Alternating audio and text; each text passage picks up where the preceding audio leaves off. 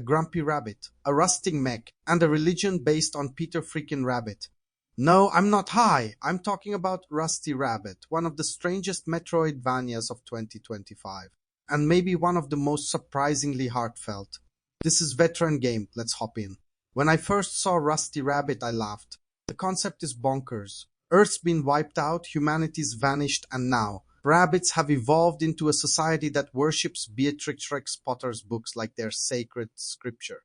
You play as Rusty Stamp, an old junker bunny with a mech suit called Junkster, voiced by none other than Takaya Kuroda. And yeah, he's got baggage, an estranged daughter, a bunch of rabbit drama, and a whole mountain to explore. It's wild, but somehow it kinda works.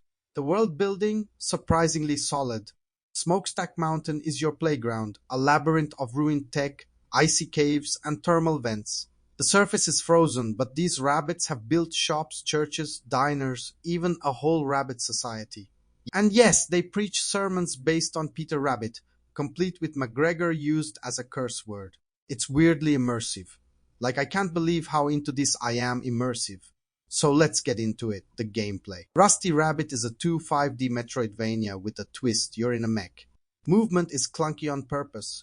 You're not gliding around like in Ori or Hollow Knight. You're a mech suit bunny, and you feel it. That's part of the charm and part of the problem.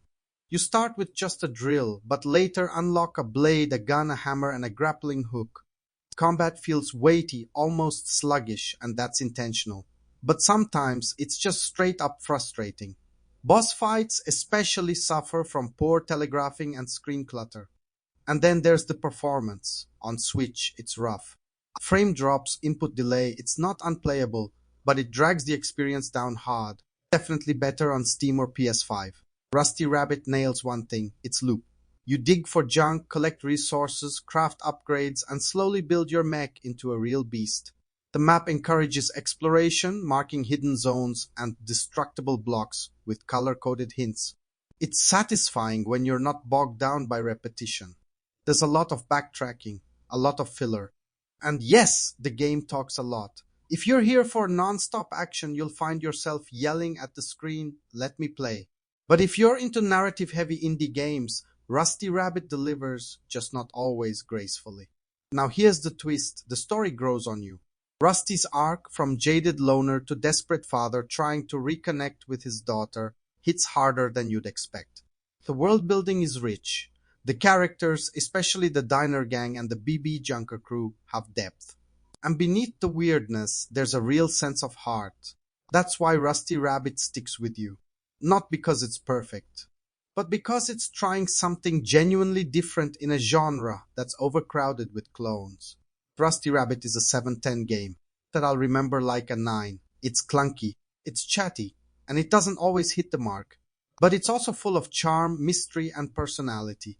And in a sea of polished, safe Metroidvanias, that matters. So if you're up for a weird ride with some bunny-shaped baggage, give Rusty Rabbit a shot. Just maybe skip the Switch version. If you're new here, hit subscribe. We dig into the strange, the flawed, and the unforgettable. This is Veteran Game. Thanks for watching.